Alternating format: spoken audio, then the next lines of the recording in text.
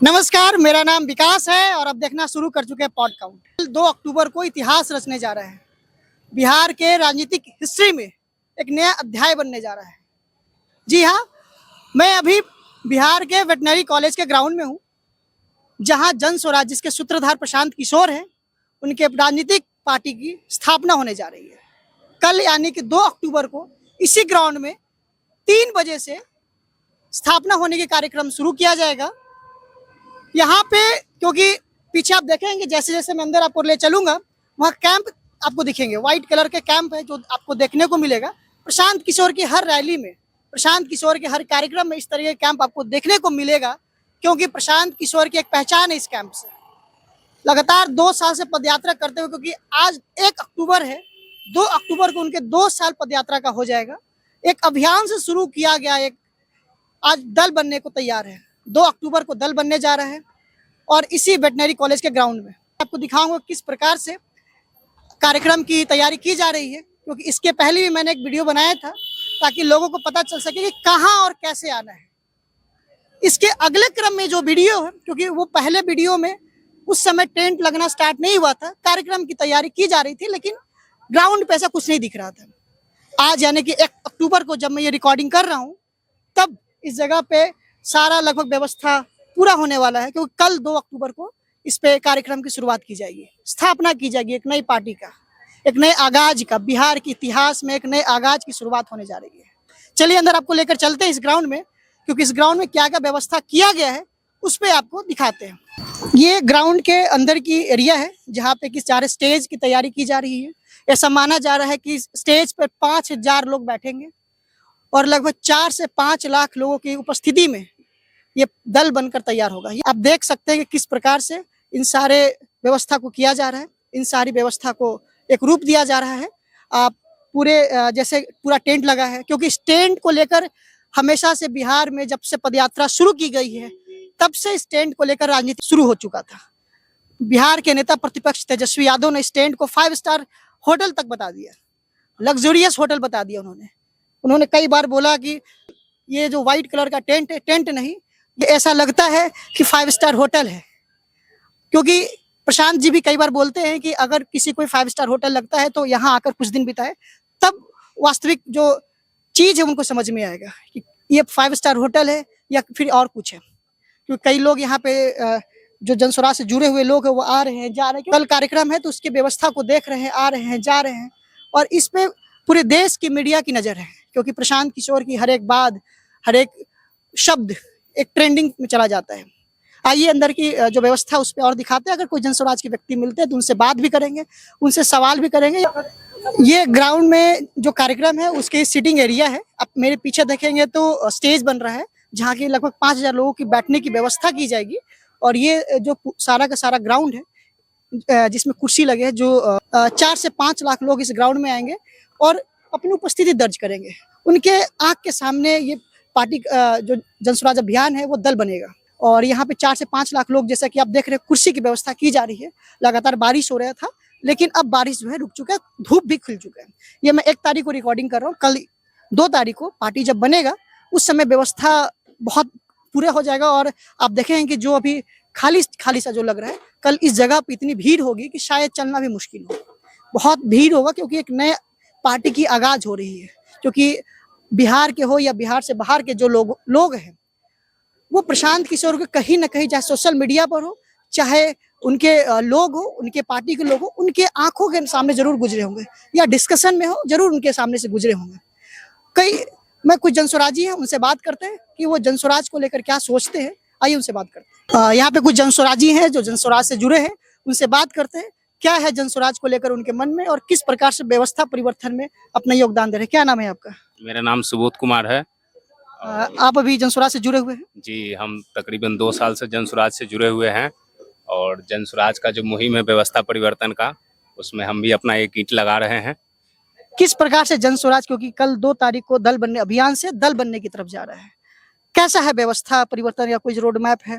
नहीं, माहौल है, अभी पूरे बिहार में जन स्वराज का माहौल है, और ये एक पार्टी का रूप ले रही है। ये हम लोग के लिए बहुत अच्छा एक अवसर है, क्योंकि हम लोग वाकई में चाहते हैं कि बिहार की व्यवस्था बदले, यहाँ का जो सिस्टम है वो बदले।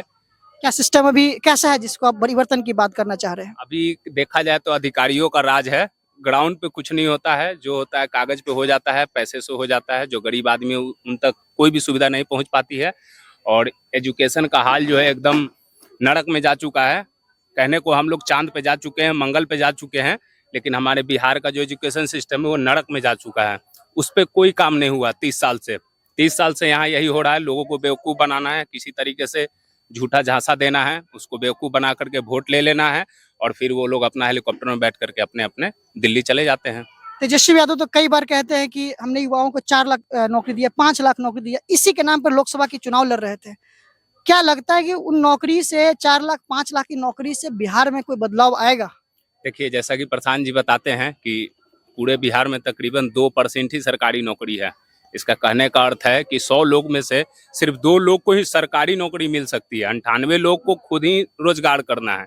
तो सरकार सिर्फ लोगों को झांसा देती है, युवाओं को, कि हम नौकरी दे देंगे, लेकिन वो 100 में से 2 लोग को ही नौकरी दे पाएंगे, 98 लोग को नौकरी नहीं दे पाएंगे। तो उन 98 के लिए प्रशांत किशोर कैसा व्यवस्था करे? क्या उनकी व्यवस्था है? जी, ये 98 लोगों के लिए ही प्रशांत जी कह रहे हैं कि अगर यहाँ का हर युवा, हर जो जो लोग है, वो अगर अच्छा शिक्षा प्राप्त किया रहेगा, वो स्वरोजगार कर सकता है। अगर उनका यही मकसद है कि यहाँ के जो, ऐसा नहीं यहाँ के युवाओं या फिर यहाँ के लोगों में टैलेंट नहीं है या बुद्धि शक्ति नहीं है। टैलेंट के नाम पे सब तो पूरी कुछ है। दुनिया जानता है कि बिहार के लोग बहुत टैलेंटेड होते हैं। व्यवस्था और इंफ्रास्ट्रक्चर नहीं है। एक होता है ना कि हमको फुटबॉल खेलने आता है, लेकिन मेरे को एटमॉस्फेयर, वो जो इंफ्रास्ट्रक्चर चाहिए होता है, जिससे मैं और भी इसको अपने स्किल को आगे बढ़ा सकूं, वो नहीं है। और इस विषय में कभी भी कोई राजनीतिक पार्टी या जो भी दल यहाँ शासन किया है, कभी नहीं सोचा है। लेकिन प्रशांत जी इसकी बात कर रहे हैं कि हम उन लोगों को मौका देंगे जो वाकई में टैलेंटेड हैं, जो अपना स्किल को जो है बड़े लेवल पे ले जाना चाहते हैं। उनके लिए इंफ्रास्ट्रक्चर और जो भी मूलभूत सुविधाएं चाहिए, वो जनसुराज उनको मुहैया कराएगी। क्या नाम है आपका? मेरा नाम सूरज कुमार हुआ। अभी जनसुराज से जुड़े हुए हैं? जी, मैं जनसुराज से पिछले 6 महीने से जुड़ा हुआ हूँ। और आप अभी बिहार की जो व्यवस्था देख रहे हैं, कैसा लगा? 6 महीना आप जनसुराज में रह गए, कितना व्यवस्था लगा कि जनसुराज का इरादा है परिवर्तन का? जैसे कि मैं जनसुराज कहाँ से आते हैं पहले ये बताओ? मैं पटना का ही हूँ और जनसुराज आरोग्य में मैं जुड़ा हुआ हूँ। तो उस व्यवस्था जनसुराज के आरोग्य टीम में। जी, आरोग्य टीम में। तो उस व्यवस्था के अंतर्गत मैं विभिन्न जिलों में, विभिन्न ब्लॉक्स में हेल्थ कैंप लगाने गया, वहाँ के लोगों से मिला। Free of cost? जी, फ्री ऑफ कॉस्ट निःशुल्क स्वास्थ्य शिविर जनसुराज के सौजन्य से लग रहा था विभिन्न जिलों में। तो हमने वो शिविर में गए, हमने गांव वाले लोगों से मिला, उनसे पूछा कि आपको आखिर ऐसी समस्या है। मैंने खुद उनके बीपी और शुगर की जांच की। उन्हें बताया कि आपके लिए ये शुगर कितना दिक्कत दे सकता है आगे चल के। अभी आप भले ही इसको बहुत मतलब कि अव्यवस्थित रूप से देख रहे हैं कि आपको कोई अभी दिक्कत नहीं है, लेकिन दिक्कत है इससे आगे आने वाले समय में। तो इसका एक चिकित्सा के रूप में गांव में जो हॉस्पिटल मिले, स्वास्थ्य केंद्र बने, वहां दवाइयां उपलब्ध हो, ये सब चीज की व्यवस्था भी नहीं है। गांव वालों की ऐसे कहनाम है। बिहार राज्य के जो नेता प्रतिपक्ष है तेजस्वी यादव कहते हैं कि प्रशांत किशोर का जो टेंट है, ऐसा लगता है 5 स्टार होटल है, लग्जूरियस में आता है, अपने लोगों को उस होटल में रखते हैं, ये टेंट वाले होटल, और उसके बाद वो अपना काम करवाते। क्या ये इसका राज क्या है? देखिए, जहाँ तक वो दूर से देख रहे हैं, देखिए कहावत है कि दूर से कोई भी चीज देखने में सुहावना लगता है, लेकिन जब आप, हाँ, दूर का ढोल सुहावना लगता है। जिन कैंपों की वो बात कर रहे हैं कि 5 स्टार कैंप है, इस कैंप में मैं भी रहा हूँ। ठंडी के दिन में भी रहा हूँ और गर्मी के दिन में भी रहा हूँ। जो इस कैंप का वातावरण, रहना, यहाँ जीना एकदम मुश्किल है, लेकिन फिर भी बात व्यवस्था बदलने की है। अगला जो पीढ़ी है उसको बनाने की है, उसको सब मद्देनजर रख करके हम सारा कष्ट झेल चुके हैं। ये कैंप तो यहाँ लग रहा है, इसके पहले जहाँ भी कैंप लगा, कैंप में जिलों में जो कैंप जी घुटने भर पानी भी लग जाता था कैंप में। आदमी उसमें भी रहता था, उसमें भी रहा है, पदयात्रा किया है, गांव-गांव गया है, लोगों को समझाया है कि आप अपने बच्चों के लिए वोट दीजिए।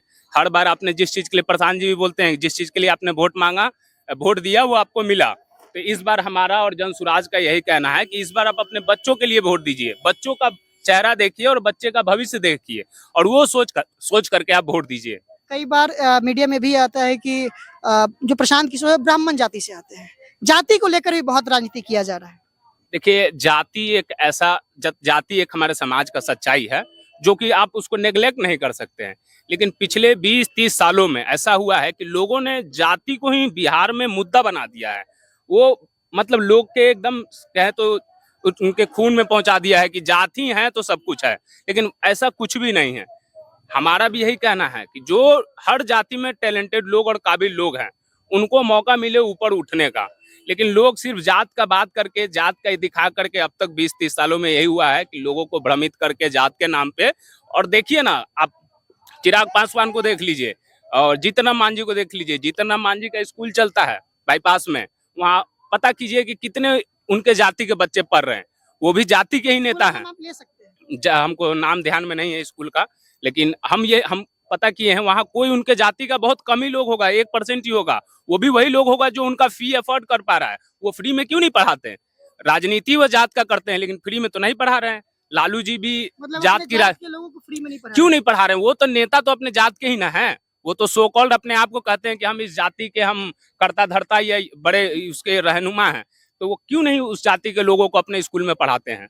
क्या नाम है आपका? मेरा नाम डॉक्टर दीपक रंजन है डॉक्टर दीपक रंजन है। कहाँ से आप हैं? और बर्थ प्लेस तो वेस्ट चंपारण है, लेकिन मैं पिछले 15 साल से पटना में ही हूँ। अभी जनसुराज से हैं?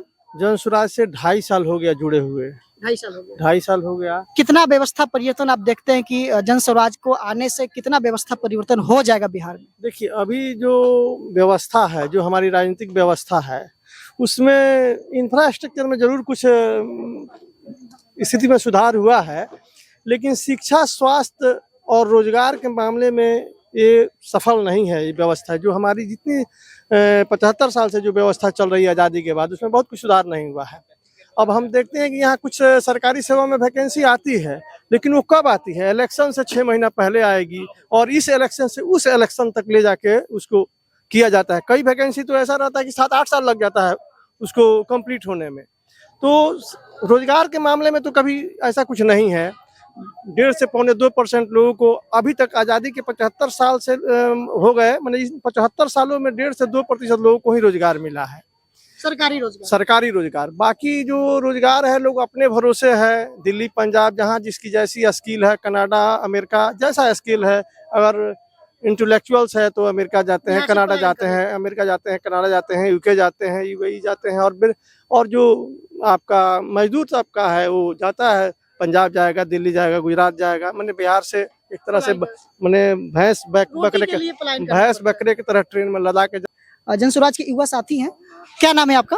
हमारा नाम है श्याम सुंदर सिंह, कहाँ के रहने वाले हैं? शेखपुरा डिस्ट्रिक्ट।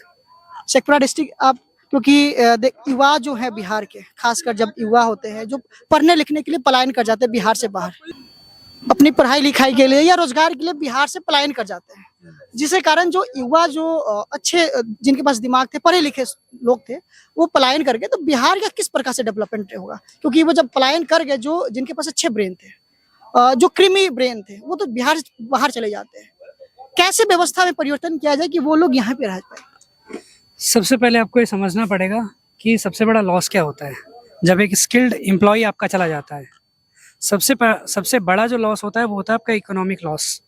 अगर एक दिमाग वाला बंदा यहाँ है तो पैसा कमाएगा, ठीक है, और दूसरों को भी कमाना बताएगा। पर अगर वही चला गया, मान लीजिए यहाँ से एक युवा है, वो पढ़ने के लिए चला गया दिल्ली में उसने अपनी पढ़ाई की, वहीं उसकी नौकरी लग गई। अब वो महीने के जितने भी पैसे कमा रहा है, ठीक है, वो असलियत में खर्च कर रहा है या वहाँ सेविंग कर रहा है, इन्वेस्टमेंट कर रहा है। आपको ये समझना पड़ेगा कि जब आपका एक स्किल्ड आपका एक युवा स्टेट के बाहर चला जाता है, सबसे पहले वो बाहर जाकर पढ़ाई करता है अपनी महंगे दामों पर, और फिर वो वहीं कार्यरत हो जाता है। तो पैसा खर्च हुआ तो पैसा कमाने का भी रिकवर करना बहुत ज़रूरी है, ठीक है। अब आदमी पैसा कमा रहा है, वहीं खर्च कर रहा है, वहीं इन्वेस्ट कर रहा है, और वहीं अपनी आगे की ज़िंदगी वो जीने लगता है। अब इसमें लॉस क्या है? लॉस है इकोनॉमिक स्टेट के लिए। अगर वो यहाँ रह के पैसा कमाता और यहीं खर्च करता तो यहाँ की इकोनॉमी में उसका कंट्रीब्यूशन होता, पर यहाँ की इकोनॉमी पे तो उसका कोई कंट्रीब्यूशन है नहीं। अगर बूढ़े माँ बाप हैं, उसके लिए अगर वो महीने के 5-10 हज़ार रुपये भेज रहा है, उससे कितना ही कंट्रीब्यूशन होगा, ठीक है। सबसे बड़ा इकोनॉमी का लॉस। और जब ऐसे स्किल्ड लोग आपके स्टेट से चले जाते हैं तो स्टेट एक तरीके समझिए कि आपके पास ये नहीं होता कि भाई हम क्या करें, खाली सा हो जाता है, ठीक है। जितने आपके पास मान लीजिए पहले भी कंपनीज थी, फैक्ट्रीज थे, राइस मिल्स थी, आपने क्या किया? आपने मजबूर कर दिया लोगों को कि जो लोग काम कर रहे हैं आपने बंद कर दिया, उन्हें बाहर जाने के लिए मजबूर कर दिया, और वो सब भी बंद कर दिया। उसके बाद जो पिछले 15 से 20 सालों में यहाँ पे तमाशा रहा है, ठीक है, उससे बिहार की कैसी छवि बनी कि Bihar is not a business friendly state, यहाँ पे अगर आप बिजनेस, क्योंकि नया स्टार्टअप नहीं शुरू हुआ, नया स्टार्टअप नहीं, एक जो सबसे बड़ी प्रॉब्लम जो इमेज की मैं बात कर रहा हूँ, अगर आप फिल्मों के द्वारा भी इमेज हाँ, बर्बाद किया भाई गया। यहाँ पे गुंडे रहते हैं, यहाँ पे क्रिमिनल्स रहते हैं, माफियाज हैं बड़े बड़े, अगर आप जाएंगे तो आपसे रंगदारी मांगी जाएगी, आप बिजनेस करने की कोशिश करेंगे तो आपसे रंगदारी मांगी जाएगी। इसने इमेज को बहुत ज़्यादा डिस्टॉर्ट किया, और डिस्टॉर्ट करने के बाद अगर इमेज डिस्टॉर्ट होना स्टार्ट हो जाता है तो लोगों का इंटरेस्ट खत्म हो जाता है। ठीक है, ऐसे ही हुआ बिहार के साथ, इंटरेस्ट खत्म हो गया। अब अगर उसी इंटरेस्ट को वापस क्रिएट करना है तो सिस्टम में आपको ये चेंज करना पड़ेगा कि भाई आजकल अगर ट्रेंड चल रहा है कि भाई आपको एंटरप्रेन्योरशिप फ्रेंडली स्टेट बनना पड़ेगा, स्टार्टअप फ्रेंडली स्टेट बनना पड़ेगा, वो आपको करना पड़ेगा। अगर आपको यूथ को इन्वेस्टमेंट देना है उनके आइडियाज़ के लिए तो करना पड़ेगा। ठीक है, आप ये नहीं कह सकते कि भाई आपका स्टेट एग्रीकल्चर स्टेट है बोल के आप लोगों को मजबूर नहीं कर सकते हैं। बिल्कुल ठीक है, कि आप एग्रीकल्चर, अरे एग्रीकल्चर में भी ऐसे बहुत सारे प्रोड्यूस हैं, ठीक है, जो आप अगर किसान करे तो बहुत पैसे कमा सकता है। अगर आप हरियाणा के और पंजाब के किसान देखोगे, पहले भी वो 1 साल से ज़्यादा धरने पे बैठे दिल्ली पे, है ना, उसके बाद अभी भी बीच में 6 महीने बैठे, अभी बैठे हुए थे कुछ दिन पहले भी। हाँ अभी बैठे हुए ही हैं। आपको लगता है कि उनकी सेविंग पे कोई फर्क पड़ा होगा? बिल्कुल कोई नहीं। पर यहाँ की सरकारों ने बिहार के किसानों की भी ऐसी हालत कर दी है कि अगर इनकी एक फसल खराब हो जाए तो इनके लिए नौबत ऐसी आ जाती है कि भाई अब मरें कि तब मरें।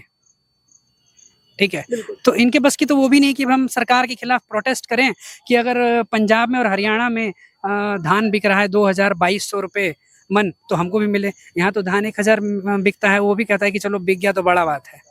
ठीक है, पैक्स में जाइएगा, हम तो जान रहे हैं, पैक्स में जाइएगा थोड़ा दिन लेगा, उसके बाद कह देगा अब तो जगह ही नहीं है पैक्स में, मजबूरी में किसको, लोकल को ही ना बेचिएगा। पैक्स में सरकार 1200 लेगा, लोकल में गला काटने की बात हो जाती है। लोकल में तो फिर आपको अगर घर में आपके रखने का व्यवस्था नहीं है, छोटा किसान के पास कहाँ रहता है, घर में रख के सड़ाएगा नहीं ना। बिल्कुल, ठीक है, तो उसको बेचना ही पड़ता है। बिहार में देखा जाता है कि स्टूडेंट को पे हमेशा लाठियां चलती रहती है। जब भी स्टूडेंट कोई डिमांड करता है, चाहे नौकरी में देरी हो रहा हो, फॉर्म भर लेने के बाद एग्जाम्स में देर हो रहा हो, देखते हैं कि हमेशा लाठी से बात की जाती है, सरकार द्वारा लाठी चलाई जाती है। आप इसको कैसे देखते हैं? देखिए, पहले आपको चैनल को बहुत बहुत धन्यवाद करते हैं कि आपने स्टूडेंट मुद्दा को उठाया। और लाठियां बरसाना इसलिए बरसा रहे हैं लोग क्योंकि स्टूडेंट अब जब भी अपने हक की मांग करते हैं, जब भी उनको मतलब शुरू से ही उनका शोषण हुआ है।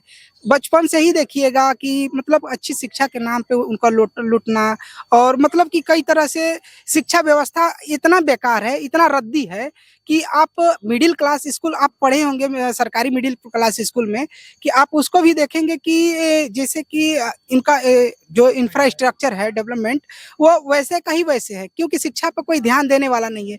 जो भी बात करने वाला है, लोग सब एक दूसरे की बुराई करते रहते हैं। जैसे जाति धर्म की बात कोई कहता है, कोई जाति का है, धर्म का है। जब भी स्टूडेंट अपना हक की बात करता है तो उसको मतलब कि ये नहीं चाहते हैं लोग कि अपना मतलब कि इनको इनका हक दे दिया जाए, क्योंकि इनका हक दे देंगे तो ये लोग जानते हैं कि फिर मेरा राजनीति खत्म हो जाएगी। और उनका मतलब कि राजनीति जो धंधा चला रहे हैं कि मतलब कि आपको, हम एक स्टूडेंट है तो आपको ये प्रोत्साहन देंगे, लाभ देंगे, और मतलब कि नौकरी भी आती है, तो हक के लिए जो आवाज उठाते हैं लोग। और लाठियां जो स्टूडेंट मतलब ज्यादातर हर जगह की लाठियां खाने का मतलब कि उनको इस तरह का मतलब कि बर्ताव कर दिया गया है कि जब भी आप अपने हक के लिए आवाज उठाएंगे तो लाठी बरसेगी। आपके मुंह को बंद कर दिया जाए, बंद कर दिया, हाँ, लाठी के द्वारा। और मतलब भ्रष्ट सिस्टम जो इसमें सबसे बड़े इन्वॉल्व है, भ्रष्ट अधिकारी, क्योंकि भ्रष्ट अधिकारी का इसमें बहुत ही बड़ा रोल है, और भ्रष्ट नेता, ये दोनों मिल के बिहार को लूट रहे हैं। आप कुछ बोलना चाह रहे थे? हाँ, मैं बोलना चाह रहा हूँ कि इसमें 100 बात की एक बात ये है कि जितनी भी पार्टियां हैं वो हर कोई यूथ को सपोर्ट करता है। ठीक है, यूथ को हर कोई सपोर्ट करता है उनके लिए कि भाई हम संसद में आवाज उठा रहे हैं, ये कर रहे हैं, वो कर रहे हैं। लेकिन जैसे ही यूथ आ गया कि भाई हमें अब अपना हक चाहिए, तो सब के सब एक तरफ हो जाते हैं कि बस इनको अब दबा दो, उनके मुंह को बंद कर दीजिए। हाँ। उनके द्वारा जो सवाल पूछे जा रहे हैं उन पे पाबंदी लगा दीजिए। आपस में वो खूब एक दूसरे को गालियां देते हैं पार्टियों में कि हम युवा के साथ हैं, हम युवा के साथ हैं। लेकिन जब पार्टी में युवा हाँ, का मोर्चा भी होता है, लेकिन बिल्कुल, वो युवाओं के लिए काम नहीं करता। युवाओं के लिए काम नहीं करता। जैसे युवा कहता है कि अब हमारा हक दो, आप हमारे साथ खड़े हैं, जितनी पार्टियां सब एक तरफ हो जाती है कि अब इनको मुंह बंद कराओ। क्या नाम है आपका? मेरा नाम डॉक्टर वीरेंद्र भास्कर हुआ। कहाँ से आप हैं? हम तो पटना से ही हैं। जनसुराज से आप भी जुड़े हुए हैं? जुड़ा हुआ हूँ। 2 तारीख को प्रशांत किशोर का अपना पदयात्रा शुरू हुआ था, 2 साल हो गया। आज तो अक्टूबर है, कल 2 अक्टूबर 2 साल हो जाएगा। अभियान शुरू किया, राजनीतिक दल बनने जा रहा है 2 साल में। किस प्रकार से 2 साल में पदयात्रा के दौरान बिहार को लोगों को उन्होंने जागृत किया है। क्योंकि 2 दिन पहले जब प्रेस कॉन्फ्रेंस हो रहा था तो कई पत्रकारों ने सवाल किया कि राजनीतिक दल बनने के बाद आपका क्या काम होगा? तो उन्होंने बोला कि मेरा जो काम होगा वो जनता को जगाना होगा। आप कैसे मानते हैं कि 2 साल में किस प्रकार से प्रशांत किशोर जनता को जगा पाए? वर्तमान राजनीतिक परिदृश्य जो बिहार का है वो क्या है? विरासत की सियासत। कुछ परिवार यहाँ के पूरे अर्थव्यवस्था और राजनीतिक व्यवस्था पर कुंडली मार के बैठे हुए हैं। एक आम आदमी की आज आवाज दब के रह गई। जो वो चाहते वो बिहार में करते हैं, कभी इधर कभी उधर, कभी उसका बेटा कभी उसका बेटा, बेटा बेटी का खेल चल रहा है। अब नाम ले सकते हैं? नहीं, नाम लेना का ये तो स्पष्ट है कि अब यहाँ कैंडिडेट राजनीति में नहीं मिलता है तो सिंगापुर से बुला के रोहिणी आचार्य को लड़ाया जाता है। मतलब आरजेडी के लोग जो है वो जिन्होंने कभी जेल गया सामाजिक न्याय की लड़ाई में, उनका अब कोई रोल नहीं है। ये इनकी बपौती होगी। आरजेडी जो है किसी एक व्यक्ति की बपौती हो गई। वो दल नहीं है, वो प्रॉपर्टी है, प्राइवेट प्रॉपर्टी। और प्राइवेट प्रॉपर्टी के जो हिस्सेदार हैं वो तेजस्वी, तेज प्रताप, रोहिणी आचार्य और तमाम लोग। और ये हाँ, मीसा भारती। सवाल उनका नहीं है। आप लोजपा में भी चले जाइए, वो उनका विरासत चलता है। उनके 3 भाई एमपी रहेंगे, उनके बेटे भी रहेंगे, उनके भतीजे रहेंगे। तो ये जो विरासत आप बीजेपी भी इससे अछूता नहीं है। आप उनका सम्राट चौधरी को देखिए, उसी शौकनी चौधरी की अगली पीढ़ी है। इनको नेतृत्व नहीं मिल रहा है। तो ये जो मान लीजिए जन सुराज, वो क्या कह रहे हैं? प्रशांत किशोर जी खुद तो चीफ मिनिस्टर के लिए घोषित नहीं किए, लेकिन तेजस्वी यादव ने घोषित किया है कि मैं मुख्यमंत्री बनूंगा। तो ये है मामला कि राजनीतिक में विकल्प का चुनाव होना चाहिए। लोकतंत्र में नए लोगों का आना चाहिए। बाबा साहब का, अंबेडकर साहब का ये संविधान भी कहता है कि मैं आपको शासक बनाना चाहता हूं, और इस संविधान के द्वारा ये तय होगा कि अब राजा रानियों के पेट से पैदा नहीं होगा। लेकिन आज वो तो बात झूठा हो जा रहा है। इन लोगों ने और ये भी कहा था कि हमारा संविधान कितना भी अच्छा हो, अगर इसका क्रियान्वयन, इम्प्लीमेंटेशन अगर अच्छे लोगों का ना हो तो उसका अर्थ यही होगा कि ये भी बेकार संविधान जो आज इन्होंने बना के रखा है, जो दिख रहा है ग्राउंड पर। और अभी एक भाई बताया कि छात्रों का, मान लीजिए छात्रों की समस्या बिहार में खासकर बहुत ज्यादा है। आप ये समझिए कि अगर कोई डकैत है तो किसको पहले मारता है? दूसरे डकैत को मारता है। आप ये लोग जितने भी हैं, लालू प्रसाद जी, सुशील मोदी जी या नीतीश कुमार जी, ये सब छात्र राजनीति से आए हुए। तो वो समझते हैं कि जब हमने कांग्रेस की जो पूरे भारत में कहीं सूर्य नहीं डूबता था, उस सरकार को हटाने में छात्र राजनीति सबसे महत्वपूर्ण है। तो इन लोगों को हटाने में किनका होगा? आम आदमी तो व्यस्त है, कोई अपने गाय में व्यस्त है, कोई क्यों नहीं कोई गाय में व्यस्त है, कोई अपने दुकान में व्यस्त है। छात्र राजनीति ऐसा प्रबुद्ध वर्ग होता है जो कॉन्शियस होता है। तो ये लोग इनकी भ्रूण हत्या कर दी। ये आए और सबसे पहला चोट इन्होंने छात्र राजनीति पे किया कि छात्रों को गुंडा बना दिया। हाँ, छात्रों नहीं, गुंडा नहीं बना दिया, छात्रों को राजनीति से अलग करने के सारे उपाय कर दिए। यानी एक गाय दूहने वाला राजनीति करेगा, एक रिक्शा चलाने वाला राजनीति करेगा, एक दुकान चलाने वाला राजनीति करेगा, लेकिन छात्र जो पढ़ता है, अगला भविष्य है, इस लोकतांत्रिक प्रक्रिया को समझने के कार्य में उसका सबसे ज्यादा नागरिकता का भाव जब लोकतंत्र को समझेंगे तभी आएगा। उसको मारने के लिए इन्होंने सारे उपाय किए। यानी प्रबुद्ध वर्ग को राजनीति से अलग करके आज जो भी है, नाम नहीं लेना चाहिए, गुंडे, मवालियों, अनपढ़ लोगों की, जिनको ना शासन व्यवस्था की समझ है, ना सदन की मर्यादा का समझ है, ना परिपाटियों का समझ है, वैसे लोग हमारे सांसद और विधायक हैं। इसी विकल्प को नेता भी घोषित कर रखे हैं भाई, वो सांसद हैं। अब आप देखिए, आज प्रोजेक्टेड लीडर हैं। आज जो सांसद हैं, किसी के कहने किसी जाति विशेष के हैं, किसी पार्टी विशेष के हैं, वो जनता के नहीं है। तो सवाल ये है कि पार्टी व्यवस्था तो है ही बिहार में, उसको तो मानना ही पड़ेगा। लेकिन अब ये भी है कि अल्टीमेटली मालिक कौन है? जनता है। जनता को वोट करना है, तो उसके पास अगर अलग से विकल्प होगा तभी ना वो वोट करेगा। वो तो इन्हीं ABCD में फंस कर आ गया। XYZ कौन करेगा? क्या नाम है सर आपका? का नाम मेरा नाम रजनीकांत है और मैं पटना उच्च न्यायालय में अधिवक्ता हूँ। अधिवक्ता है। आप देखते हैं कि जिस प्रकार से बिहार में खासकर व्यवस्था परिवर्तन की बात प्रशांत किशोर कह रहे हैं, शायद आप भी जनसुराज से होंगे। किस प्रकार आपको लगता है कि एक व्यवस्था परिवर्तन हो पाएगा? पहले से राजनीतिक दल है जो अपना यहाँ पे लोग, उनका एक सरोकार है, उनका एक यहाँ पे ग्राउंड है, लोगों के बीच उनकी पहचान है। क्या उनको उनकी पहचान के बीच अपनी पहचान राजनीतिक जमीन पे बना पाएंगे? बहुत बहुत धन्यवाद इस सवाल के लिए। व्यवस्था परिवर्तन बहुत जरूरी है। भारत के स्वतंत्रता के बाद भारत के इतिहास में आज तक जो है इस तरह की लंबी पदयात्रा, गांव-गांव घूमना, हर गांव के लिए योजना बनाना, जमीन से जुड़ी हुई समस्याओं की पहचान करना और तथ्य आधारित, डाटा आधारित, समाज विज्ञान के आधार पर, अर्थशास्त्र के आधार पर, वैज्ञानिक सोच के साथ बात करने वाला आज भारत में प्रशांत किशोर को छोड़ करके कोई दूसरा नेता नहीं है, जो कि वर्तमान समय की जो है जरूरत है। पिछली पीढ़ी बीत गई, 90 का दशक बीत गया। जो बच्चे 2000 के बाद जन्मे हैं आज उनको वोटिंग राइट है। वो बच्चे मोबाइल लेकर के जन्मे हैं। वो बच्चे जो है रील्स जो है देखते हैं। वो बच्चे जो है ज़्यादा कम्युनिकेट करते हैं। उनकी इच्छाओं, उनकी महत्वाकांक्षाओं को पूरा करने वाला आज भारत में कोई राजनीतिक दल नहीं है। और जैसा कि जो है प्रशांत किशोर साहब ने बताया है कि ये कोई आंदोलन नहीं है, ये अभियान है। आंदोलन पर वो भरोसा भी नहीं करते हैं। अभी सामने आ जाए जो कोई है, बात नहीं। जिस तरह के भाषा का वो उपयोग कर रहे हैं, आप आश्चर्य करेंगे। वो डांटने की भाषा उपयोग करते हैं, वो समझाने की भाषा उपयोग करते हैं, जो है वो जगाने वाली भाषा उपयोग करते हैं, वो उद्वेलित करने वाली भाषा उपयोग करते हैं।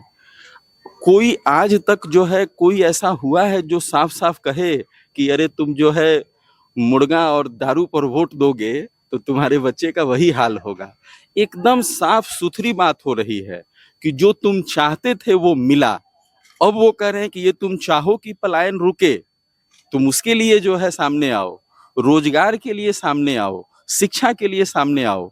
ये कितनी जो है दुर्भाग्य और मतलब आश्चर्य की बात है कि बिहार, जिसे हम ज्ञान भूमि जो है कहते हैं, वह बिहार जो अध्यात्म के क्षेत्र में, विज्ञान के क्षेत्र में, मेडिसिन के क्षेत्र में, कला के क्षेत्र में सिरमौर हुआ करता था, आज जो है गरीबी के क्षेत्र में, भुखमरी के क्षेत्र में, अशिक्षा के क्षेत्र में सबसे आगे है। हाँ, तो ये जो पीछे की तरफ बिहार की अवनति हुई है, ये एक दिन में नहीं हुई है और इसके लिए सिर्फ किसी राजनीतिक दल को जिम्मेदार नहीं ठहराया जा सकता जनता है। खुद इसकी जिम्मेदार है। बिल्कुल, इसलिए जनता के सामने जा करके और एकदम सीधे सीधे साफ साफ जो है उनसे संवाद करना, ये हमारे प्रशांत किशोर जी की विशेषता है।